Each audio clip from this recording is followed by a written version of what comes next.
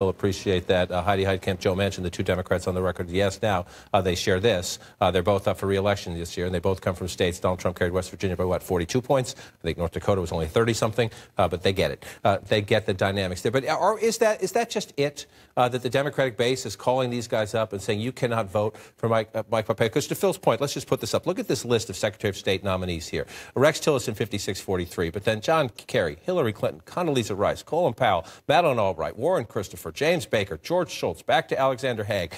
Things were political in the Reagan administration and in the Bush administration and in the Clinton administration and in the next Bush administration and even in the Obama administration.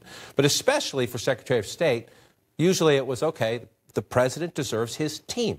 Yeah. This is mostly about Trump, if not all about Trump. It is. And a Democratic member who's not from a red state, who's not up for re-election, you're listening very closely to what your base is saying, and they want to resist. They want to fight Trump at all costs. It doesn't matter if there is someone who, Mike Pompeo, both sides agree is qualified for this position, even if they disagree with his ideological point of view. But very clearly, most of the Senate Democratic caucus is a very progressive caucus, a very liberal caucus, wants to fight Trump tooth and nail. You do have those handful of red state Democrats who view this as an opportunity to break from the national party, to side with the president, which is why you're seeing Manchin and Heitkamp vote for this nominee, but you're also probably going to see Joe Donnelly vote for this nominee.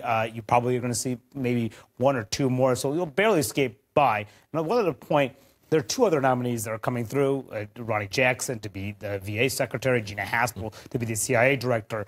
Some of these members don't want to be voting no every single time, particularly those Democrats from red states. Maybe they'll vote for one or vote against one of them, but not all three of them, as a lot of the liberal members will do. Right, and again, traditionally the argument is the president deserves his team, even if I disagree with the president's views or with the ideology of the person in place. And so when Pompeo, that's why it is surprising to see so many no's, in the sense that if you do look at him, he was top of his class at Harvard. He was top of his class at West Point. He did serve in the House of Representatives. Most Democrats, as Phil noted, give him pretty high marks, not only for the job he's doing as CIA director, but for his openness to them when they have questions, that he's actually, unlike some people in the government in all administrations, he's actually answering the questions when Congress calls.